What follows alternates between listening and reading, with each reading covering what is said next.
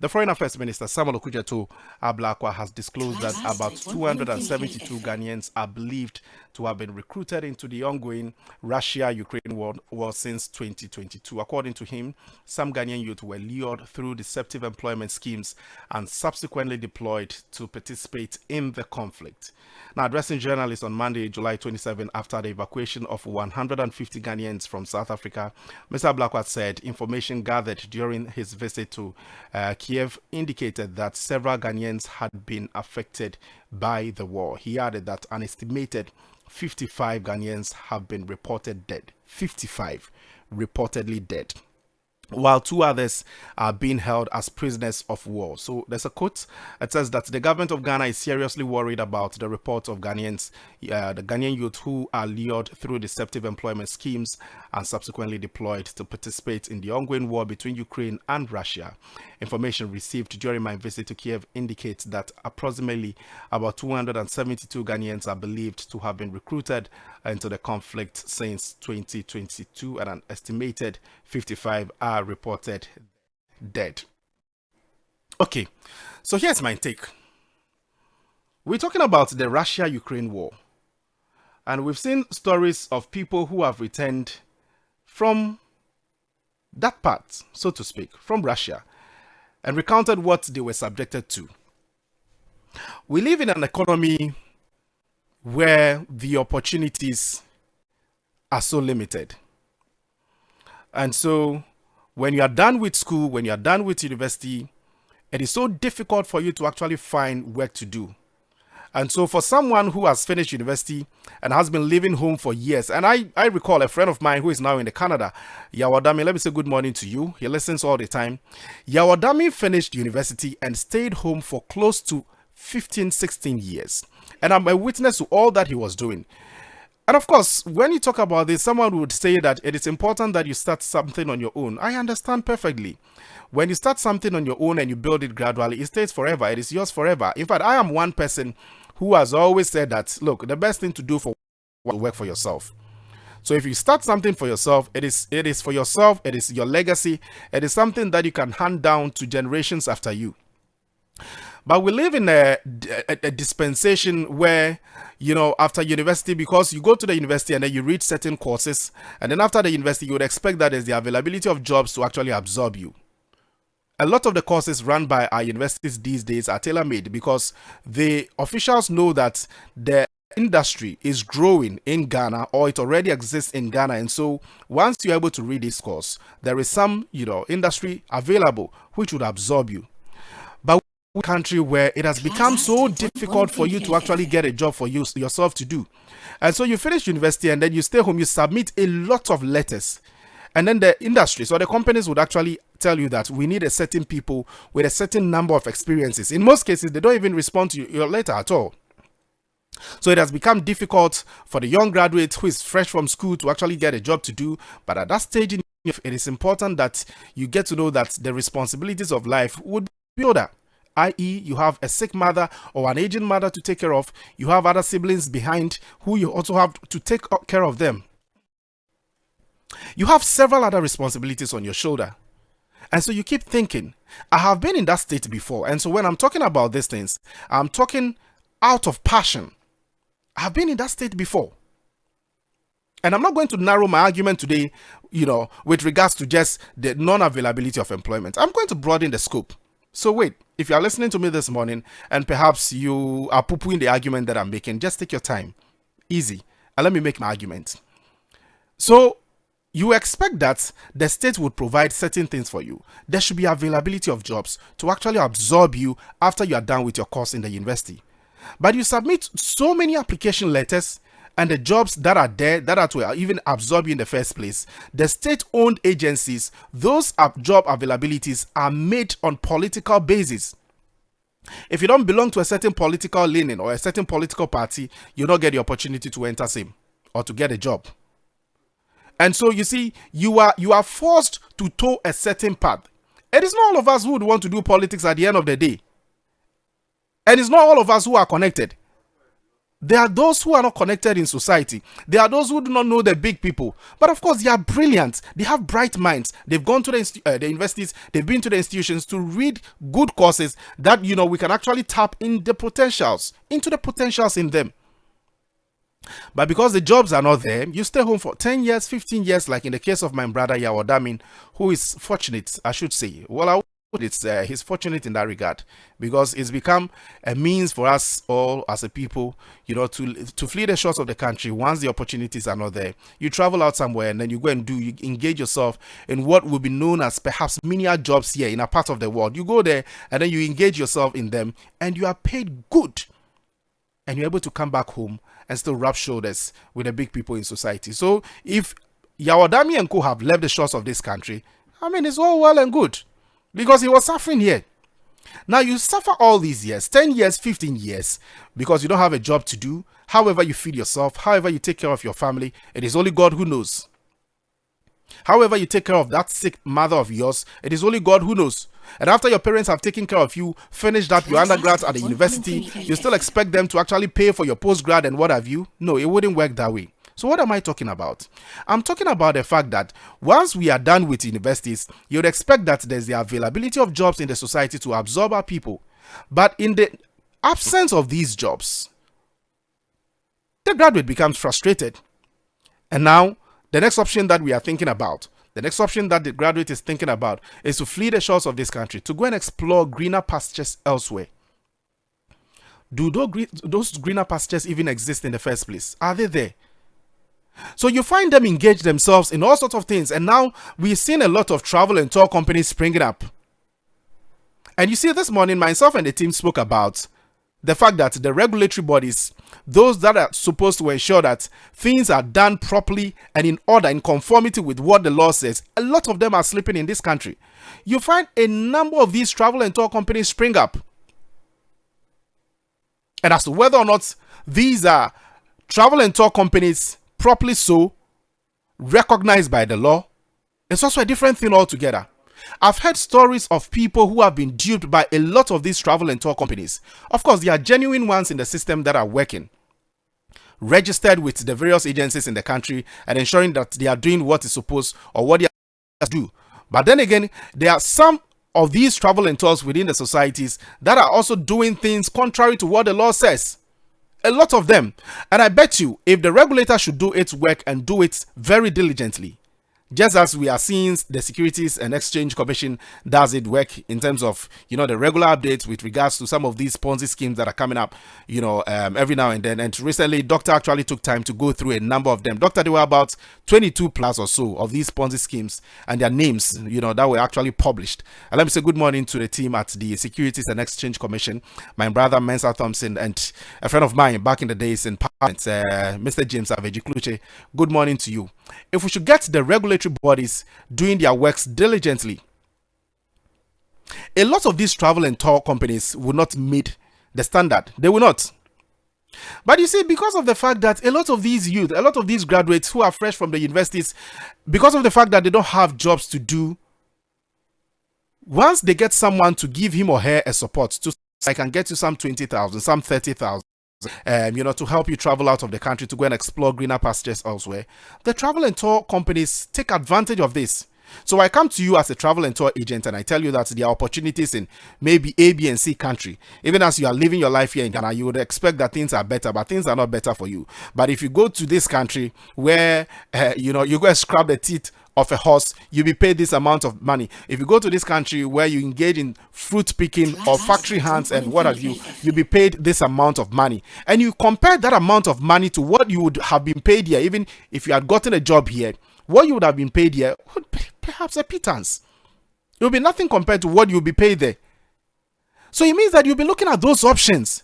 And that is where the youth have gotten to now. It has become so desperate. It's become so frustrating for the ordinary youth out there because of the non-availability of jobs.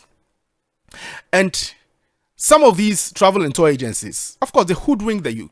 They lie to them. They lure them. They cajole them. They lull them and tell them that, well, we have these opportunities for you.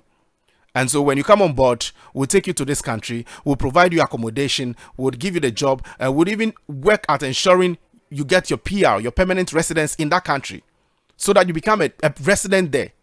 So you are not subjected to all the immigration laws and what have you there. Before you could say Jack, they take you to a different country. And that has been the situation of a lot of our folks.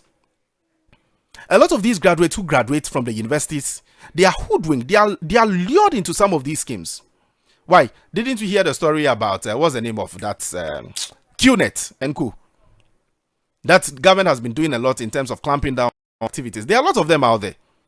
A lot of these recruitment agencies, they are out there duping the unsuspecting public and pushing them into danger wherever they are able to take them to. I heard a story about someone who says that he was being recruited to go and do some work somewhere. Is it the UK or somewhere? But before he could realize, he was at Cote d'Ivoire, and they were going to be used for all sorts of things there. And you dare not say anything, because the people who took you there would deal with you.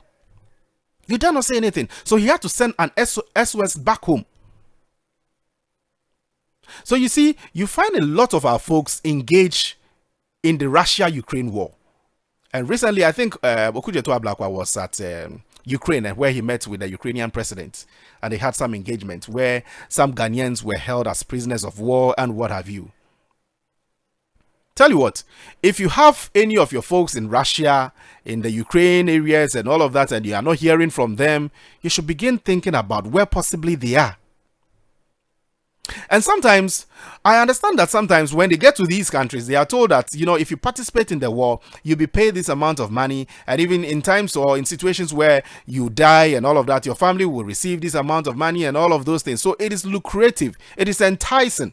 Some, even though, did not know they were going to participate in the war. But others were told. Because of the money involved. And so you see, it is appetizing.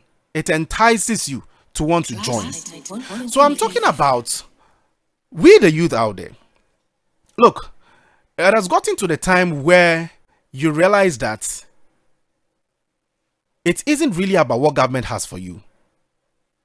It isn't really about what government has for you. Because like I say, government over the period of time, if they would have improved your lot, you would have seen it. But after university, you've been staying home all this while and you are not getting anything to do. We need to think outside the box. You see, it is not really about traveling. The opportunity presents itself and it's a genuine one. It is a genuine opportunity for you to actually travel, to go and make some good money somewhere and come back. Look, you can do that. But it doesn't mean that the money that you are looking for isn't here. And when you say some of these things, of course, some people would say that we are tired with all the motivational speeches. Of course, even myself, I'm tired with the motivational speeches. But what can we do? We can only motivate ourselves and tell ourselves that, look, we can do it here in this country. We can do it here in this country. A lot of people are being innovative in their approaches. After university, I have seen some, people after some, who have even read certain courses at the university, town and planning, and all of those. But you find some of them even hawking. I'm not saying that at all costs you should be on the street hawking. That's not the point I'm making. I am saying that we can decide to start something in our own small way rather than allowing the frustration to get at us and thinking about traveling out of this country. Because a lot of the times, these travel agencies, these travel and tour agencies will just lure you into something you do not know of. And some of these travel and tour agencies, the amount of money they are making from people in the country. Good morning to my own sister. We call her Auntie Wendy. Anyway, Auntie Wendy. There was a time she had to call me to accompany her to one of the travel and tour agencies, because a certain amount of money was taken from her, to aid her in her visa acquisition and all of that, to travel to a certain country and all of those things. Of course, we are told that you don't have to pay any money to any third party or any agent in order to secure a visa. The embassies are there. Just do the application, and when fate finds you, voila, you're able to travel. But it's a lesson learned. And we've constantly gone back and forth. We've been to the office several times and come back, yet to no avail. The money is lost. And it was hoping. It was a lot of money. The money is lost. Who is checking these travel and tour agencies? Who is checking them? Who is checking them?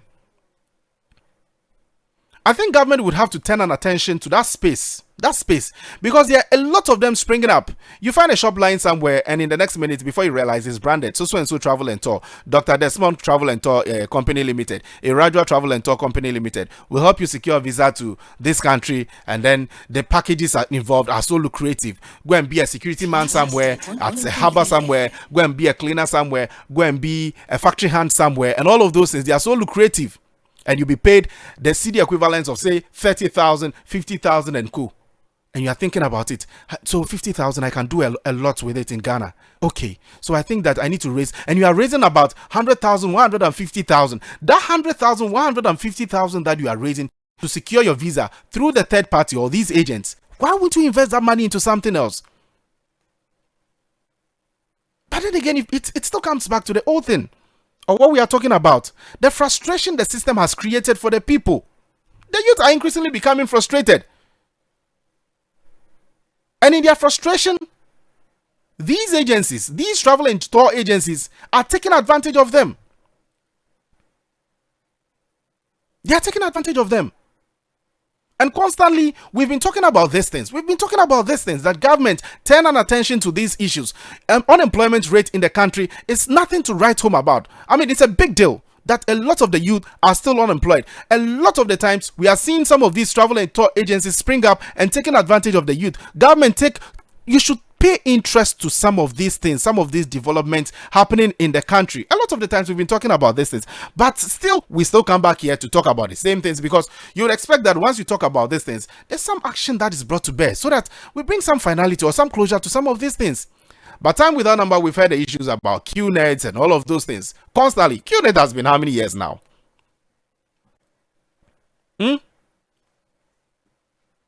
So you see the ordinary Ghanaian out there who is looking for something to do so that he can provide, the bread and butter issues, 3 square meal for himself and the family.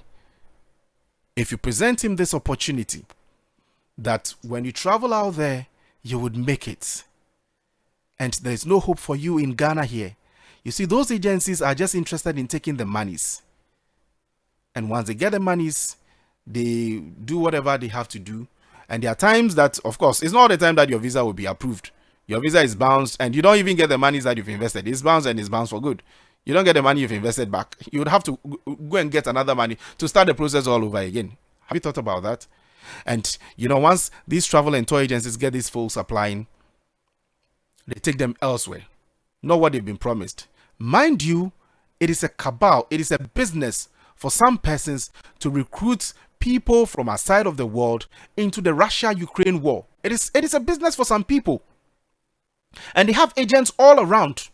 Security concerns, the various security agencies in the country. It is a call to you this morning that let's see how we can actually sanitize the space to ensure that our people are safe.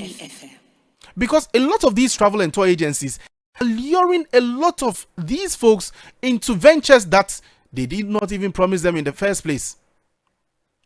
Now we are hearing that about 55 Ghanaians have been killed in the Russia-Ukraine war, and 272 have been recruited since 2022.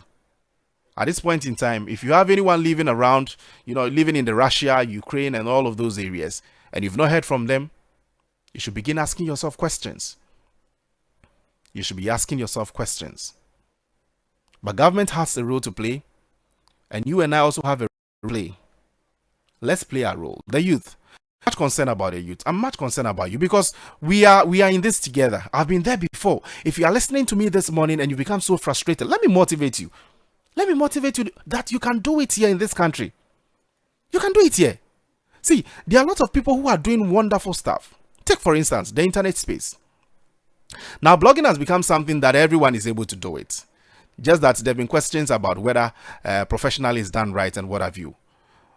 Could you perhaps look at the opportunities the internet presents to you? Could you look at the opportunities AI presents to you? There are a lot of opportunities out there these days. So instead of you thinking about the greener pastures that do not even exist in the first place where you want to travel to, and of course, before you can travel to these places, you need the money. You don't have the money. It is about money. That's why you are frustrated, because you are not getting the job to do. So if you are able to get that money that you would use to travel to wherever you want to go to, I urge you this day, Why don't you invest that money into some profitable venture? These days, a lot of people are doing stuff online, and social media, online has become a very, good avenue for making business or for doing business. In your own small way, you could decide to start something. And Iraja is eating or consuming spring rolls. Someone calls it Spintex root. Spring rolls this morning. Someone could start a business in that area. You package it nicely and you look at how you can sell it on social media, well branded. You need capital, of course. Maybe family and friends could help you. If family and friends are not there to help you, there's a way you can generate something small. And of course, you can't say that sometimes you don't get something. Okay, you get about 5 cities, and then that's what you feed on a daily basis. 5 cities isn't enough to actually take you through or carry you through the entire day from morning to evening. But could you say that maybe let me save 1 city? Let me save, even though I'm unable to feed myself so well, but let me save something small for something better someday. And then when you're able to get a certain amount of money, you invest it into a business, and gradually that business becomes big. Maybe. Let's give it a thought. Because I get so worried when I hear some of these stories. There was a time I had a call from a friend, and this was many, many years ago. I had a call from a friend who had traveled to the States because he found a partner online and decided to go there. The partner came down there and then they did their wedding stuff here and they finished everything and then traveled with her to the States, only to find out that who he thought she wasn't. And that she was into the business of trafficking people and using them for other businesses in the States. And luckily for him, he had access to a mobile phone that was abandoned in the room where he was locked, and placed a call back home and said that this is the situation where I find myself. And at a point in time, his parents became frustrated when they heard the news, because we're not hearing from him after a long while. Your son is in, or your daughter is in the States. Oh, okay, so my daughter is there. After some time, I'll be hearing from him and he'll be sending me some cash. He'll be doing this, he'll be doing that. But after many, many, many years, you are not hearing from him. You are not hearing from her. You become worried as a parent. You see, these are the realities, the untold realities. These are the kind of situations some of our folks are subjected to. And especially when they travel to some of the areas, some of the countries within the Gulf areas, we hear harrowing stories. Women being used for prostitution. They allow themselves, or they allow dogs to sleep with them. They contract all sorts of diseases and then they leave them. They come back to the country and all of those things. It's a worrying development. And I think that this we'll have to do a lot as a people to sanitize the space, to get the relevant, the well-documented, the licensed travel and tour agencies to be the ones that are working in the country. Let's ensure that we protect the youth who are the future of this country. And let's ensure, as government, we are providing the enabling environment for the youth to be happy in this country. I rest my case this morning, and I would open the phone line for you to also call and share your thoughts on the issues that I've shared with you this morning. And the studio line is activated now, 0302-208-080, 0302-208-080. This is a piece of my mind, and of course a segment on the show where I share my thoughts on an issue and also give you the opportunity to also call and share your thoughts on what I have shared so far with you. Of course, you are entitled to your own opinion. Feel free to share with me, but of course you want to do that devoid of salt and whatsoever, much as you may be angry as regards how the system has been so far, what government is not doing so far. You want to do that, devoid of insults and what have you. 0302 208-080, 0302-208-080 is the line. Hello, good morning. Hello, good morning. Yes, boss. Your name and where are you calling from?